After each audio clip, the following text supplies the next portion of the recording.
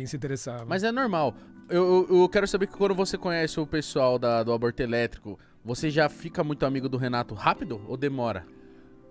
Olha, acho que rola uma situação meio de, sei lá, de subordinação. Eu era muito mais moleque. Eu tinha 16 anos, ele tinha 20.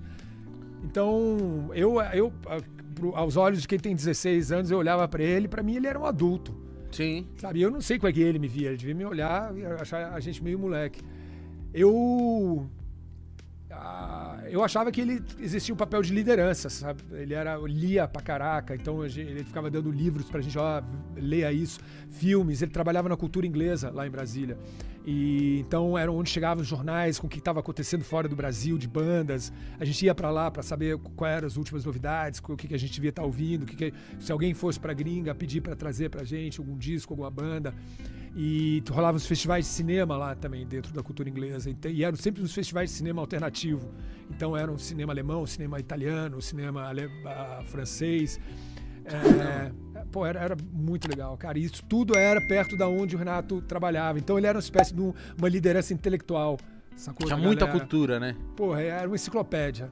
Na real, a verdade era essa. Ele ainda lia pra Cacilda, lia muita biografia. Como a gente gostava muito de cinema, a gente gostava muito de música, cinema, livros. Ele era uma fonte inesgotável de pequenas anedotas a respeito de cinema, como é que os filmes tinham sido escritos, como é que eles tinham sido filmados, qual era a história por trás. Nossa, então era muito dos atores. Muito bom estar com ele, que você aprendia muito, animal, curioso. Era animal, cara. Ele sabia.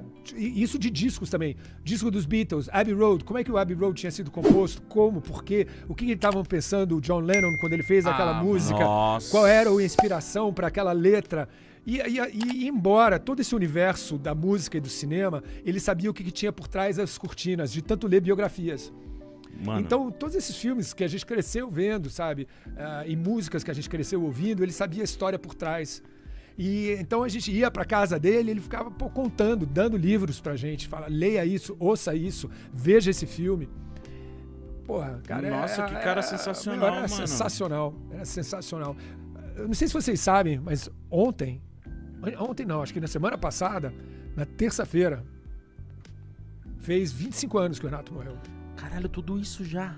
25 anos. Mano, eu tenho 25 anos. É. Você nasceu no 9,6.